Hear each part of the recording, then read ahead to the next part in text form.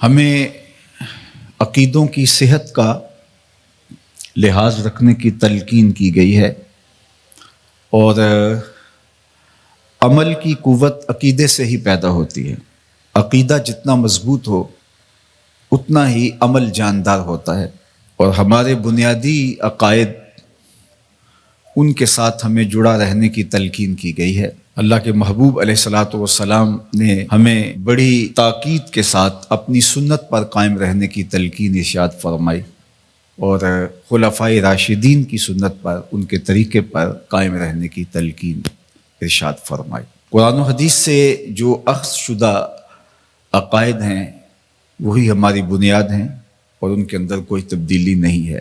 علیکم بسنتی فرما کر کے اس چیز کو وضاحت کے ساتھ بیان فرما دیا، اور یہ بھی ارشاد فرمایا کہ تمہارے اوپر جماعت کو لازم پکڑنا ضروری ہے، اور یہ بھی ارشاد فرمایا اتبعوا السواد الاعظم فإنه من شذ شذ فی النار، سواد اعظم کے ساتھ وابستہ رہو، جو ان سے بچھڑ گیا تو وہ آگ میں چلا جائے گا۔ اس لیے کہ مسلمانوں کی جماعت کے ساتھ جڑنے میں ہی عافیت ہے، الگ راستہ اختیار کرنے سے یقیناً انسان نقصان میں جا گرتا ہے۔ جیڑی بکری اجڑوں وچھڑی او بگیاڑاں جوگی، تو جماعت کے ساتھ وابستگی اختیار کرنے میں ہی عافیت ہے۔ اور اس وقت تشدد، افتراق اور جو نظریاتی انتشار پیدا ہو گیا ہے، میں آپ کو عرض کرنا چاہوں گا کہ معتدل عقیدے پہ قائم رہیے، ہمیشہ تشدد سے اپنے آپ کو بچائیے، اور دوسرا ادب کے دامن کو کبھی بھی نہ چھوڑیے گا۔ جب ادب ہاتھ سے چھوٹتا ہے تو پھر وہ راستے نکلتے ہیں جو گمراہی کی طرف انسان کو لے جاتے ہیں۔ جس نظریے کی بنیاد میں ادب نہیں، چاہے انبیاء علیہ السلام کا ادب ہے، ذات باری تعالیٰ کا ادب ہے، اصحاب پیمبر کا ادب ہے، اہل بیت اطہار کا ادب ہے، اولیاء کا ادب ہے، جس نظریے کی اساس میں ادب کا عنصر نہیں ہے اس نظریے کو ہم نظریہ اسلام ہی نہیں مانتے۔ تو ادب سے شروع ہو کے عشق تک پہنچنے کا راستہ یہی خیر کا راستہ ہے، اور یہی اعتدال کا راستہ ہے، اور یہی اہل السنہ کا طریق ہے۔ دین سراپا سوختن اندر طلب، انتہائش عشق و آغازش ادب، طلب محبوب میں تڑپنے کا نام دین ہے۔ جو ادب سے شروع ہوتا ہے عشق پہ ختم ہو جاتا ہے۔ آج کی تاریخ کے اندر ایک عام شخص پریشان ہو جاتا ہے کہ وہ جائے کدھر۔ ہر آئے دن ہم کوئی نئی فکر اور نیا فتنہ نشو و نما پاتا ہوا دیکھتے ہیں، تو پھر کس طرح ہم حق کی پہچان اور حق کی معرفت کو اختیار کریں؟ تو صاحب، میں آپ سے عرض کرنا چاہوں گا کہ ہمارے اسلاف نے جو چیزیں طے کر دی ہیں وہ طے شدہ ہیں، ہمیں کسی نئے راستے میں پڑنے کی ضرورت نہیں ہے۔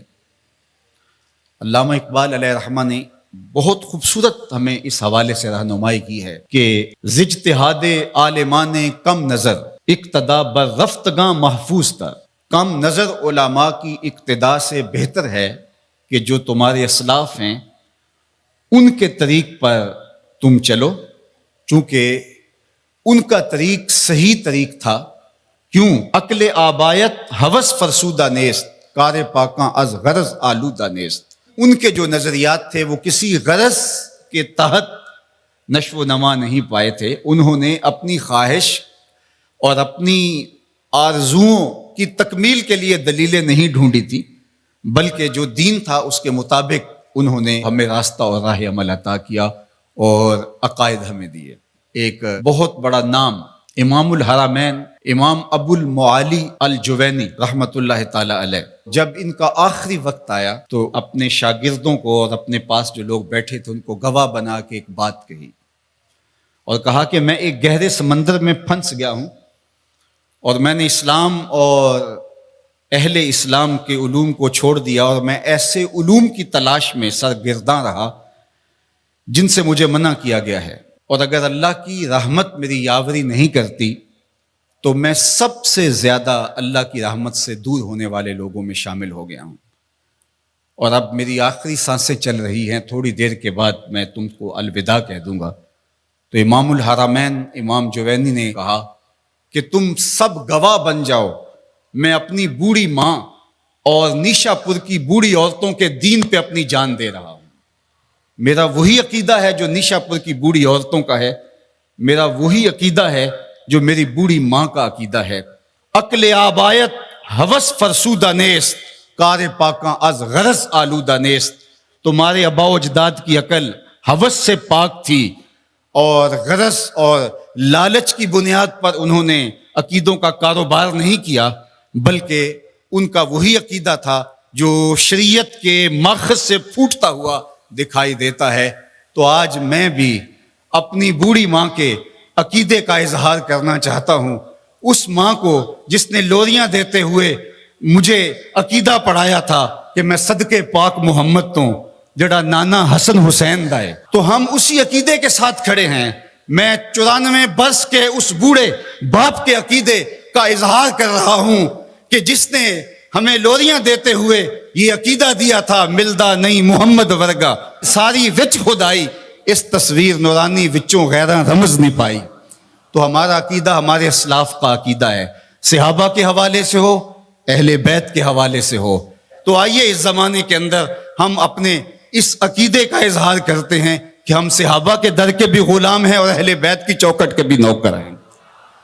تو ہمیں اپنے عقیدوں کو اپنے ماضی کے ساتھ جوڑنا پڑے گا، اور کال اور عقول اور اس دور کے فتنوں سے بچ کر کے ہمیں اپنے آباء و اجداد سے، اپنے بزرگوں سے، اپنے اسلاف سے جڑنا پڑے گا۔ فکر شاں ریسد ہمیں باریک تر، ورے شاں با مصطفیٰ نزدیک تر۔ اقبال کہتے ہیں ان کی فکر جو تھی وہ اس نے نور لیا تھا حضور کی دہلیز سے، اور ان کا ورع اور ان کا تقوی حضور علیہ السلام کی ذات سے مستنیر تھا۔ لہٰذا اگر ہم ان کے ساتھ جڑ جاتے ہیں تو ہمیں خیریت، ہمیں عافیت، ہمیں روشنی، ہمیں نور نصیب ہوگا۔ تو اپنے عقائد کو اپنے اسلاف کی مطابقت کے اندر ڈھالنے کی ہمیں کوشش کرنی چاہیے، چونکہ نجات کا دار و مدار اسی پر ہے۔